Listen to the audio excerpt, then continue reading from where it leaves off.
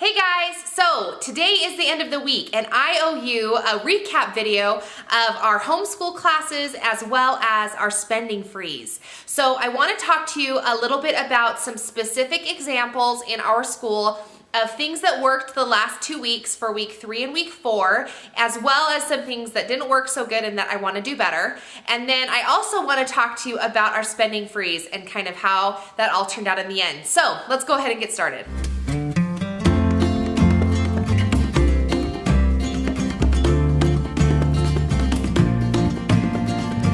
Okay, so the first thing that I want to talk to you guys about is our spending freeze. So I will link the video here so you can kind of start at the beginning of the week and how I decided to come to this decision of having a spending freeze.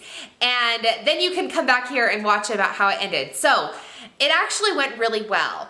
It was a little bit challenging. I was really surprised about how aware I came of what my spending habits actually are. But let me start with this.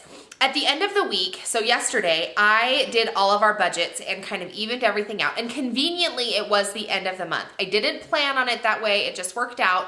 And I was really surprised to notice that the spending freeze for the last 7 days really helped our budget so that at the end of the week, which was the end of the month, I was actually like ahead of the game and all of my budgets even out. Usually at the end of the month, I have to like borrow from different budget accounts to kind of level everything out because I've overspent in one area or another. So that was actually a really good outcome that I wasn't necessarily expecting. And also, like, I really appreciated how much more aware of my spending I became. I think sometimes as adults, we just get so used to there being money in the bank or what our natural habits are, like, you know, we put it on the credit card or whatever our habit is, and we just think, well, it will work out in the end. And that's how I had kind of become, was just assuming that it would work out in the end. So this last 7 days, I was really made far more aware of what my spending habits were and how frequently I would just run to the store and pick up this, that, or the other when I didn't really have a desperate need for it, and how much I could really do without if I wasn't just in the mindset of it didn't matter. So 2 really great benefits. I was actually surprised how challenging it was to try and not spend money, just because it had become such a habit for me. So for example, one of the days of last week, I was looking on the internet to try and find another teaching strategy for teaching sight words. I feel like we've done 3 sight words and we were just doing the same activities all the way through. So I wanted to find something else that was a little bit more, interactive or just something different. Well, I found something online that I really liked. And long story short, I ended up not buying it, of course, because it was my spending freeze. Now, the normal self of me would have just put it in my cart and purchased it so that I could have them for the next day's lesson. But I didn't have time to make it myself, and I just went ahead and did it. So anyway, that was one example. Another thing really quick is that my husband and I have really been craving tacos this week. Do you guys ever get in those Okay, side note, I love tacos. If I had a last meal, it would be tacos. So there's this restaurant here in town that has really good tacos, and it's called 180 Tacos for all of you local friends out there and need a restaurant recommendation. Super good. Just don't go on BYU game nights because that is really bad. But anyway, side note. We wanted our tacos and our football team was playing and it just seemed right. And we wanted to go. So after saying no for 3 days, then it was like we really wanted to get tacos. Anyway, we ended up not getting them. We were strong and disciplined and didn't break our spending freeze for tacos. But then it comes to this question, because now I'm at the end of the week, I'm not in my spending freeze anymore. Do I just go like online and buy those sight word books, or do I just go to the taco shop and buy my tacos because I'm technically not on a freeze anymore?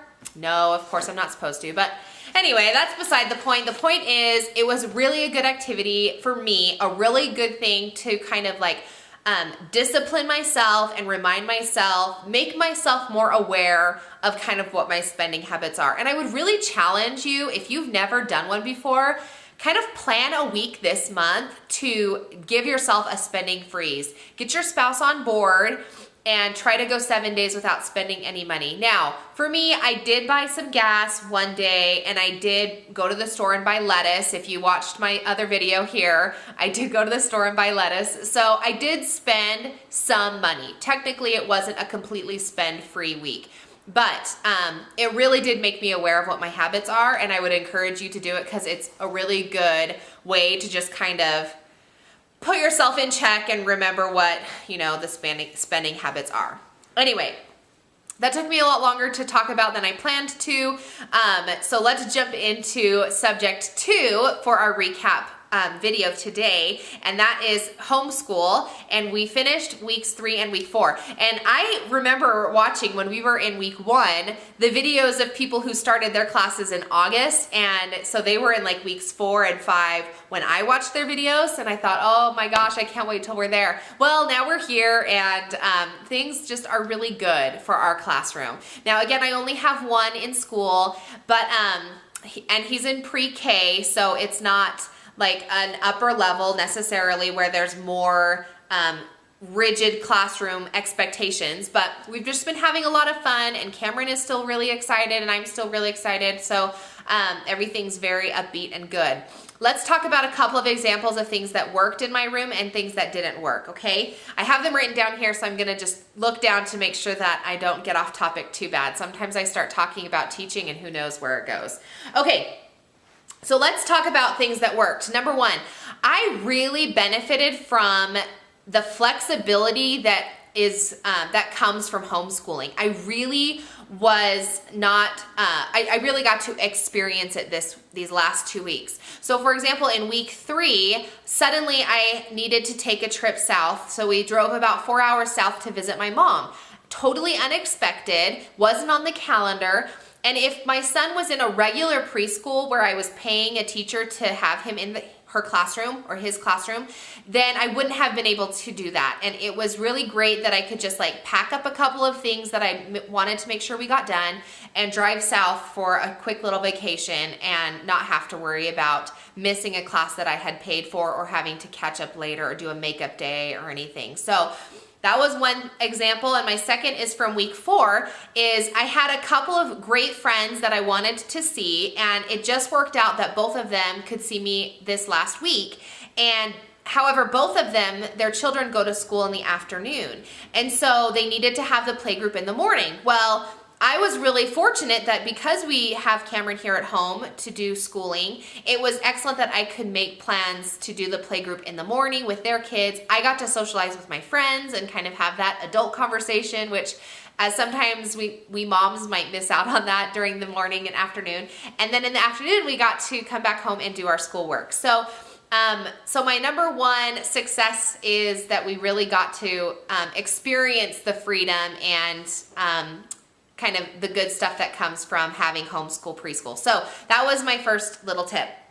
The second one, I'm still working on it, but it was much better. In my last video, I talked about how my circle time was not exactly where I wanted it to be. And although it's still a work in progress, I am a little bit better. I'm in a better place with it. So I have a little lesson time where we're talking about the topic that we're talking about during that week. So it's just been a little more structured, a little more lesson-esque, so that I'm teaching Cameron a few things instead of just jumping right into our writing notebook and then doing our work boxes, which are themed, but he doesn't really understand the connection. So that's been a better transition. Our circle time is a little bit longer, like I had kind of hoped it would be, so that's been a better plus, is doing circle time. And the other topic that I wanted to give myself a pat on the back for was my morning routine. And I really feel like when I have my morning more purposeful, then my day goes really well. And especially I'm more motivated to have school time and to be purposeful in teaching Cameron. So my morning routine starts early. I get myself out of bed at a pretty early hour to give myself some personal development time. And then by the time the kids wake up and we get them breakfast and I get Mark off to work, I have about an hour and a half to get a chore or two done, which then leads right into school time. And it's been really successful. Now, out of we've only been in school for 1 month, and I've been doing this routine. It's kind of been tweaking here and there for about, 5 days a week, so 20 days, let's say. And out of the 20 days, I'd say that I've been able to get out of bed maybe 12 to 15 of them, so I'm not perfect. But on the days that I do get out of bed and I have a very purposeful morning and I'm really like putting my heart into it and I'm making sure that I'm doing it with intention, then those are the days that go really well and everything just kind of is a lot more smooth. So my tip, I guess, if I'm giving tips here, would be to have a routine in the morning that is purposeful instead of like some days where I just roll out of bed with my kids, or I try to like give the baby a bottle in her bed so that she just is quiet for another 30 minutes so I can sleep, right? Which, why do we do that as moms? Because honestly, like the kids don't go back to sleep and we don't go back to sleep. Like I just end up laying in my bed like doing nothing. I'm wasting time. Anyway, so having a purposeful routine and a purposeful morning really has been beneficial, and I've noticed that especially in the last 2 weeks, just because I wasn't as successful in doing that necessarily, but I was aware of the days when I did versus the days that I didn't. Okay, one more thing that was positive that I wanted to talk about. So our themes were very successful, and there's lots of good information on the internet. So our themes for week 2 was apples, and week 3 we did farms, specifically food that comes from the farms instead of like that we just buy it in the grocery store. So if you're looking for a theme and you don't really know where to go or where to start, that was really successful because there's tons of free stuff on the internet that you can find that will supplement any curriculum for all subject areas, whether it's science or English or letter recognition or math, all of the good stuff. So apples and farms, 2 thumbs up for that. Okay, let's kind of switch gears and talk about some things that I want to improve on and that I need to tweak a little bit. So the first one that I wanted to tweak are my learning goals. My son is in preschool, and I really understand that preschool and K4 and even kindergarten is just fun school. I really want to give my son a positive experience at school, and I think we're obviously having a lot of fun. Because of that, I don't think that my learning objectives are very fine-tuned. So the teacher inside of me, having taught public school, really wants to have more of an objective each day so that at the end of the day, I feel like our activities have been more focused. Sometimes these last 2 weeks, I feel like I've just been loading his work boxes with activities that I think are fun or are kind of review, coloring, that kind of thing, and not necessarily having a beginning place with a goal in mind.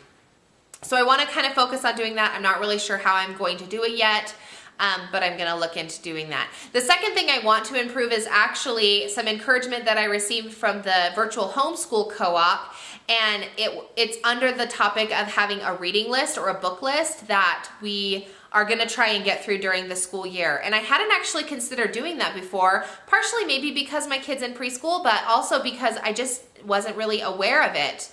And so that was a really great kind of learning tip for me, another plus to being a part of the virtual homeschool co-op, that I'm excited to hear what other moms are doing and how they are creating their lists, how they're implementing those lists, because I'm going to be working on creating a program for that in our home. And I do have a very, very simplified program that I'm going to be talking about in that video that I will be posting next week. So look for that in the future, but I'm going to be working a little bit more on trying to fine-tune that so that we can have, again, a purposeful lesson goal or an objective in our reading goals. Okay, so of course my video died. My camera died right when I was at the end of my video, so sorry that the scene's a little different for this closing, but those were my recaps for the week. Really successful week, and I'm excited for weeks numbers 5 and 6 coming up. So in week 5, we are talking about dinosaurs, and then in week 6, we're gonna talk about the fall and the change of the seasons. because fall is one of my favorite seasons. It's a good opportunity to talk about seasons. So I'm excited for the next 2 weeks. Until then, homeschool on, my friends, and get a spending freeze going in your family. So if you are interested in doing that, I really would challenge you to, because it was a really good experience for us. Anyway, have a great one, guys, and we'll talk to you soon.